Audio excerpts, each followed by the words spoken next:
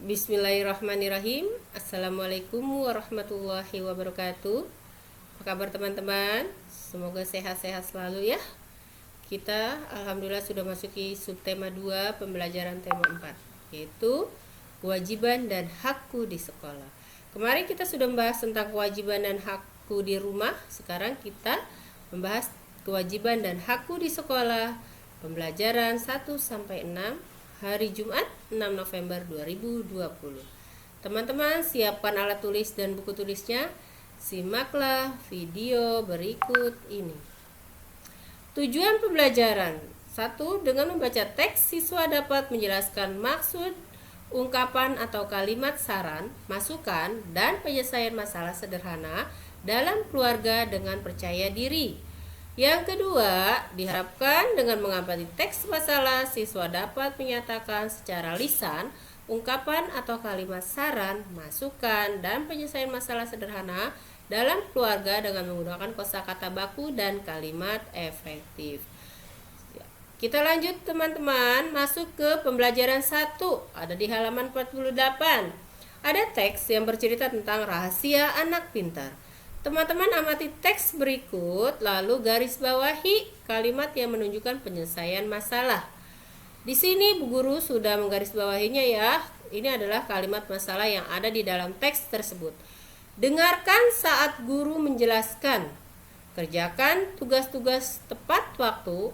Banyaklah membaca dan berlatih. Jangan mudah menyerah. Bertanyalah kepada gurumu. Atur juga waktu belajarmu dengan baik. Selain itu, bertemanlah dengan banyak teman. Lanjut, halaman 49. Bacalah pernyataan berikut. Tuliskan saran-saranmu. Nomor 1. Udin ingin pandai tentang alam sekitar. Ia tidak memiliki banyak buku. Saran untuk Udin, sebaiknya Udin sering mengunjungi perpustakaan, sebab di sana terdapat banyak buku pengetahuan dan dapat dipinjam ke rumah ya. Yang kedua, pernyataan yang kedua, Lani ingin mengikuti lomba bulu tangkis. Raketnya rusak. Apa saran untuk Lani? Ya, sebaiknya Lani membeli raket baru, atau jika tidak mampu, sebaiknya Lani meminjam pada temannya yang memiliki raket. Pernyataan yang ketiga, Dayu mendapat kesempatan menari di depan tamu. Guru menari Dayu sedang sakit. Apa saran untuk Dayu? Sebaiknya Dayu berlatih menari sendiri atau meminta bantuan guru lain untuk mengajari menari. Ya, untuk saran pernyataan berikutnya ya, teman-teman dibuka halaman 50 ya, nomor 4 dan 6 anak-anak bisa mengerjakan mandiri ya. Halaman nomor 4 dan 6. Bu Guru tidak teruskan di sini. Lanjut. Haruskah ibu guru membeli kertas baru? Nah, ini ada di halaman 51. Ini permasalahannya. Apa saran teman-teman? Di sini Bu Guru menuliskan sarannya sebaiknya Bu Guru tidak membeli kertas baru karena untuk kegiatan kelas bisa menggunakan kertas bekas ya. Ini adalah saran dari murid-murid untuk Bu Guru. Teman-teman boleh memberikan saran untuk Bu Guru ya. Kita masuk ke pembelajaran 2, halaman 58 sampai 59, teks bacaan tentang sekolah yang indah dan rapi.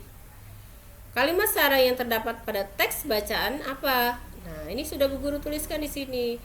Semua siswa harus bekerja sama agar sekolahnya indah dan rapi. Pohon-pohon yang ada harus dirawat bersama. Siswa harus dapat membuat taman kelas. Kelas juga harus bersih dan rapi.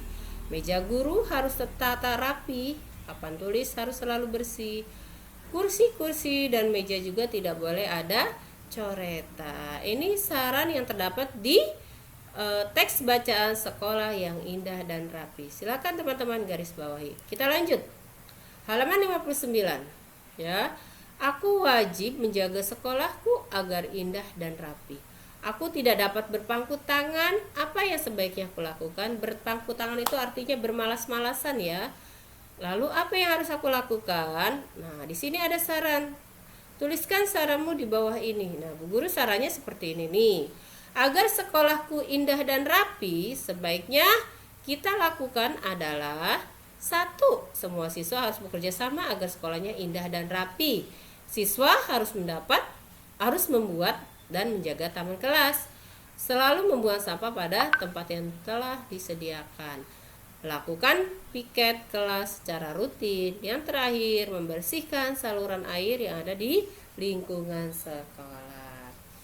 Kita lanjut halaman 64 sampai 65, masuk ke pembelajaran 3. Bacalah wacana berikut. Ya, teman-teman baca dalam hati ya. Kegiatan saat jam istirahat. Setelah teman-teman amati teks bacaan tersebut, lalu temukanlah kalimat yang menunjukkan masalah, kalimat yang menunjukkan penyelesaian masalah. Jawablah pertanyaan-pertanyaan berikut secara lisan. Nih, ada pertanyaan. 1. Sebutkan kalimat yang menunjukkan masalah.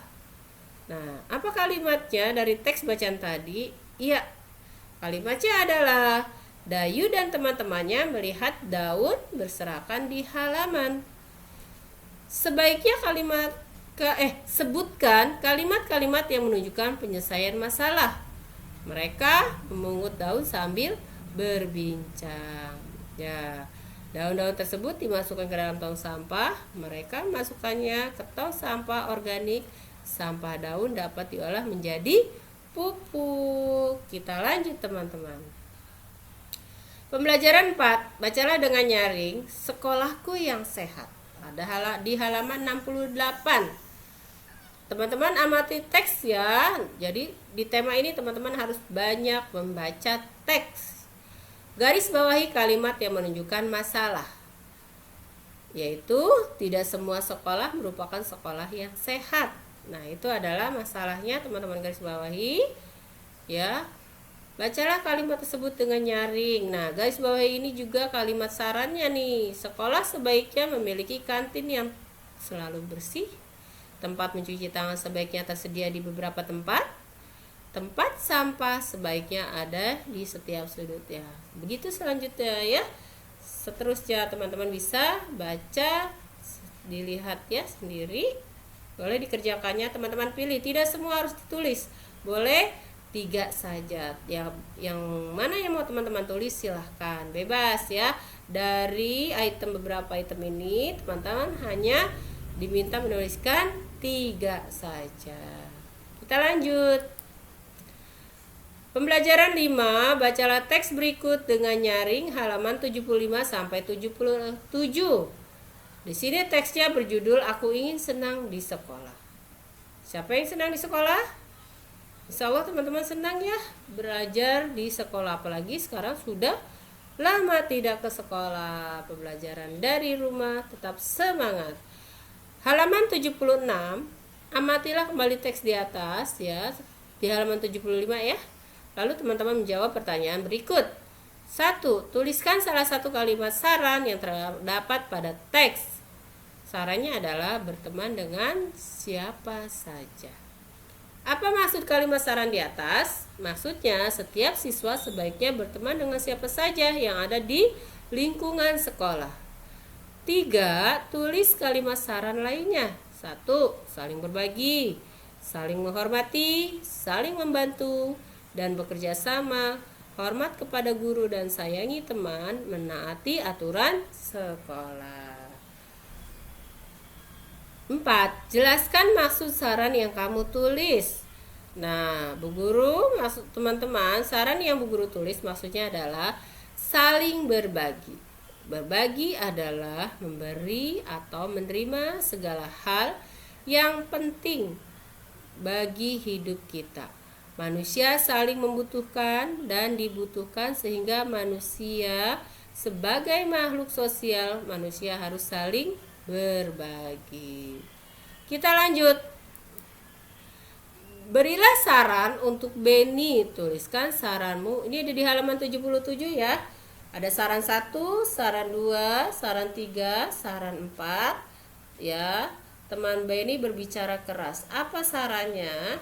Silahkan teman-teman dijawab di halaman 77. Ya, nih guru tuh contohkan 1. Sebaiknya Benny menegur temannya supaya berbicara lebih pelan ya. Jadi Benny memberikan saran kepada temannya yang berbicara keras. Kita lanjut.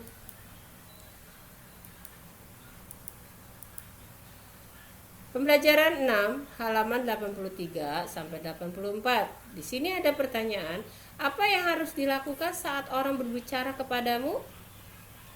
Yang harus dilakukan saat orang berbicara kepada kita, 1. Mendengarkan pembicaraan dengan baik, tidak melakukan kegiatan lain, menaati orang yang berbicara. Ya, begitu seterusnya. Lalu, yang harus dilakukan saat kita berbicara kepada orang lain adalah berbicara harus menatap lawan bicara. Suara harus terdengar jelas oleh orang lawan bicara.